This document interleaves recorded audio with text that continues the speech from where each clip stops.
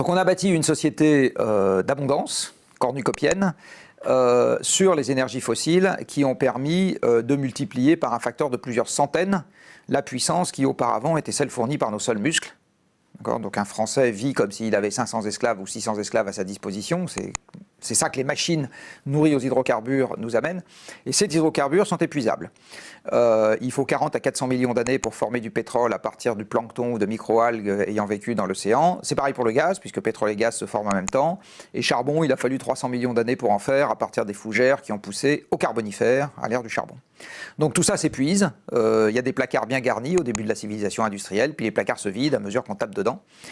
Et ce qui est en train de se passer depuis maintenant une quinzaine d'années, c'est que la physique pétrolière a commencé à changer de façon significative.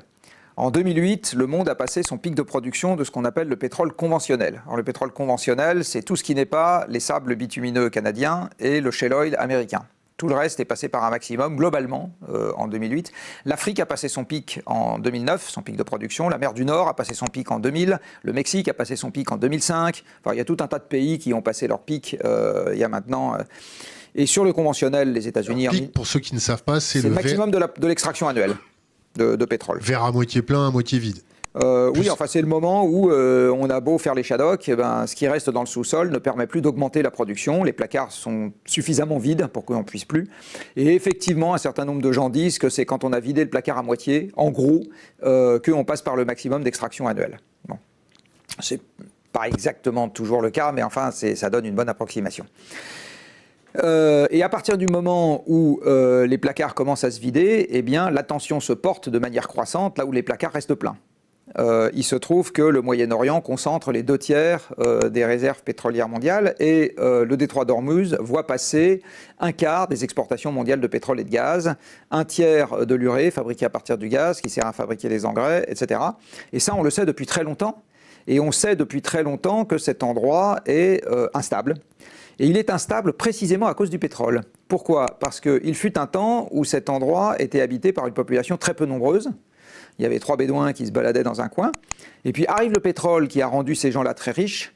Du coup, ça a permis une augmentation très forte de la population puisqu'on pouvait faire venir de la nourriture, c'est-à-dire de l'eau importée, faire venir des moyens de transport, enfin faire venir de quoi vivre alors que les ressources locales ne le permettaient pas.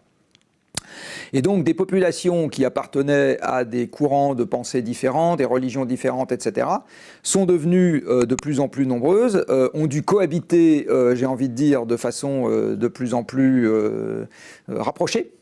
Et de temps en temps, il y a des étincelles. Voilà, c'est pas très étonnant dans ce genre de contexte. Et en ce moment, il y a une grosse étincelle qui est en train de se déclencher.